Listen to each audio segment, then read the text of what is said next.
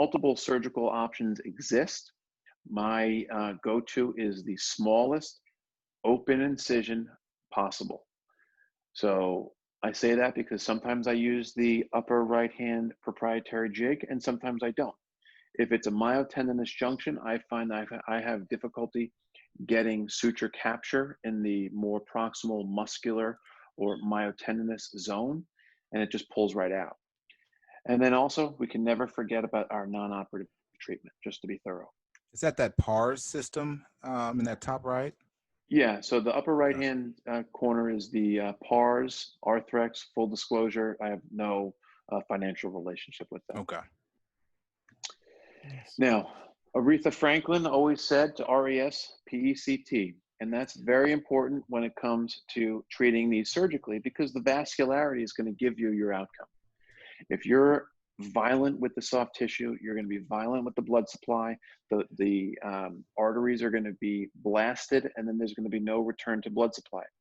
As you see on the pictures here, one is a diagram depicting the robust or lack thereof to the Achilles tendon and to the myotendinous junction. But centrally at the hypovascular zone, it's mainly a lateral blood supply. Therefore, we go more posterior medial.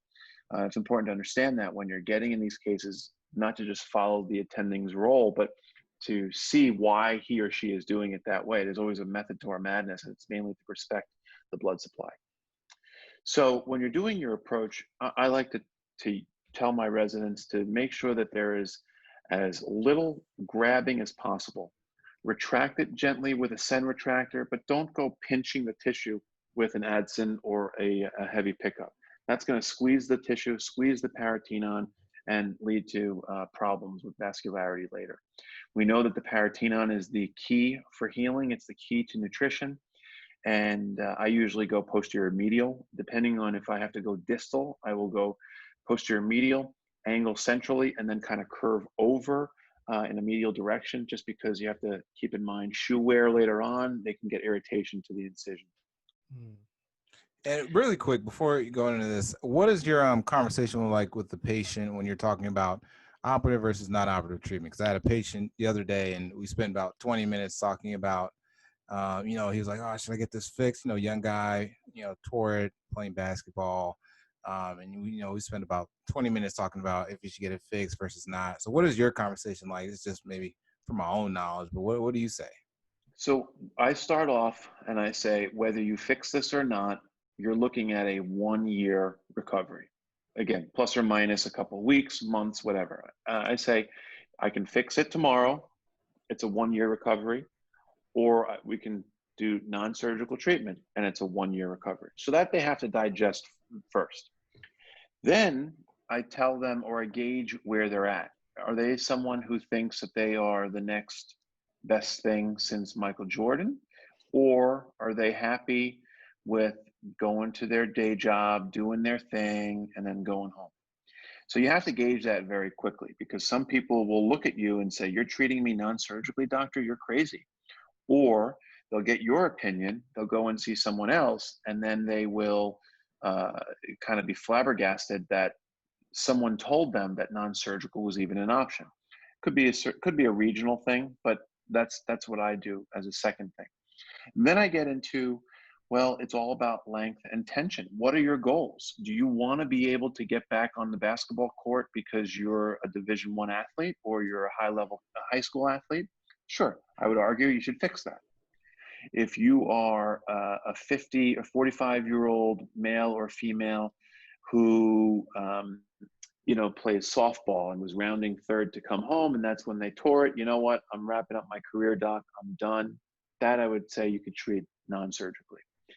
If they want to get back out there, you have to explain that their gait may not be the same. So that's the next thing that I get into. I talk about the length tension ratio, the ability to regain your full push-off strength, lack thereof. They want to know what that means.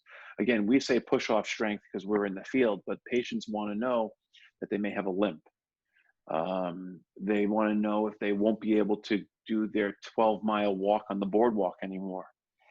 So that's how I kind of highlight it. And then I say, the next option is re-tearing. If you don't do surgery, there's a slightly higher risk, depending on the study you read, depending on the statistical significance you quote, yada, yada, yada. There's a slightly higher risk that you may re-tear it. Well, doctor, if I'm going to re-tear, why don't I do surgery? Well, surgery is not benign. Surgery has risks that we always take for granted until it's too late or until a complication happens. And if you haven't seen an Achilles tendon wound dehiscence, it's a nightmare. And so they do Oh, I've seen happen. it. You're right. And if a surgeon ever tells you that they've never had one, then obviously they're lying or they're not doing enough surgery, or so. But all of that is what goes into my conversation. So I kind of break it down into those 4 or 5 hot topics to feed to the patient, and then they kind of they get it. And then the other thing that I say is, I say, listen, Kevin Durant, Kobe Bryant, blah blah blah. It took them a year to get back, and they weren't even the same, right? You are not a professional athlete. You don't have the health care that they have at their beck and call, and it still took them 11 months to a year to get better. So I really lay the smack down as far as expectations from day one, Yeah, because I think that's most important. I agree. I think it's totally important. Whoever's listening, I hope they rewind that and listen to that past 5 minutes. Like that was some good information. I know Jay's over there taking notes, flabbergasted. So he don't say that to people, but No, but really, I mean, I think it's something that's really common. Everyday people get this all the time, and some of your friends going to get this. You're going to hear about it, and they're going to ask you like, "Hey, what you think I need to do?" And I mean, you really do just have to kind of lay it out and let them know both ways, But like you say, surgery isn't benign, so there's some risk with that, and there's also some risk with non-operative management too. You just have to kind of pick what's better for for yourself. So I'm glad that we're spending some time talking about that. Yeah, so this study is a recent study from 2015 that just goes over the biomechanics and compares open repair to some minimally invasive techniques. Bottom line, I don't want to take up too much time just highlighting these studies, but bottom line is there's no difference in the total number with regards to, from failure with regards to open versus pars. So you can do it open, you can do it minimally invasive. Again, smallest incision, if you're going to do surgery, smallest incision with early recovery is key. So virtually, let's go around the internet and see, does anybody want to fix it or not fix it? So I'll put you guys on the spotlight. let's What do would it. you want to do?